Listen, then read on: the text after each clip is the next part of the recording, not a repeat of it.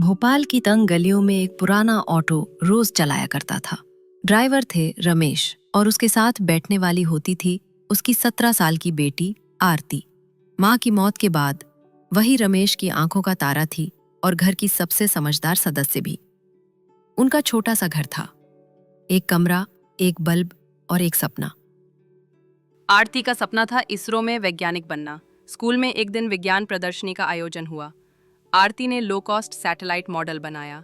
उसका मॉडल सबको चौंका गया। जजेस ने सराहा और उसे दिल्ली में नेशनल लेवल पर भेजा गया।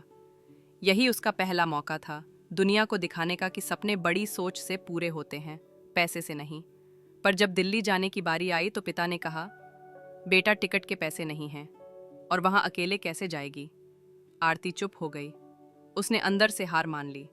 लेकिन उसकी साइंस टीचर मेधा मैम ने कहा, अगर तुम नहीं जाओगी तो न जाने कितनी आरतियों का सपना मर जाएगा। तुम चलो, खर्चा मैं संभालूंगी। दिल्ली में उसे पहली बार बड़े बड़े वैज्ञानिकों से मिलने का मौका मिला। वहीं उसकी मुलाकात हुई डॉक्टर श्रीधरन से, जो इसरो के रिटायर्ड साइंटिस्ट थे।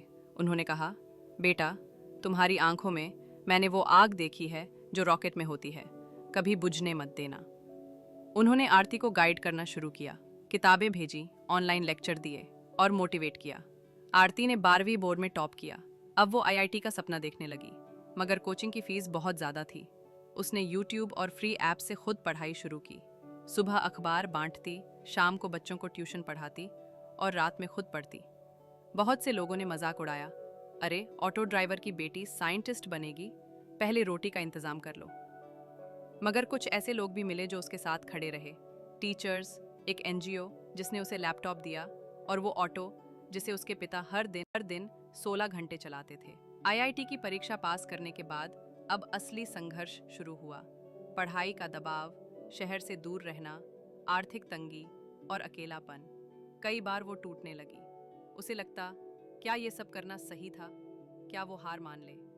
पर हर बार उसे अपनी माँ की तस्वीर देख याद आता, आरती, कभी हार मत मानना, तू सिर्फ अपनी नहीं, सबकी उम्मीद। फाइनल सेमेस्टर में जब उसका प्रोजेक्ट इसरो को भेजा गया तो इंटरव्यू के लिए बुलावा। लेकिन उसी दिन उसके पिताजी का एक्सीडेंट हो गया।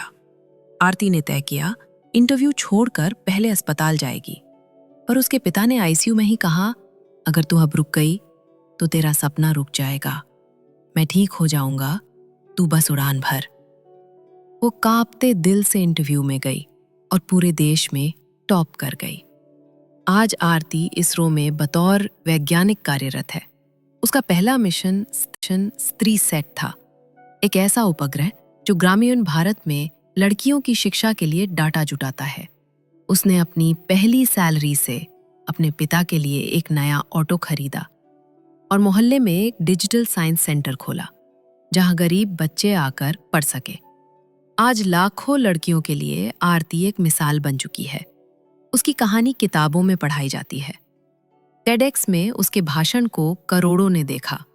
जब एक रिपोर्टर ने पूछा, तुम्हें सबसे बड़ा सबक क्या मिला? आरती ने मुस्कुराकर कहा, कभी हार मत मानो। हालात कुछ भी हों, अगर सपना सच्चा है और मेहनत ईमानदार, तो रास्ता खुद बनता है। मूल संदेश, कभी हार मत मानो, क्योंकि तुम्हारी कोशिश किसी और का सपना जगा सकती है।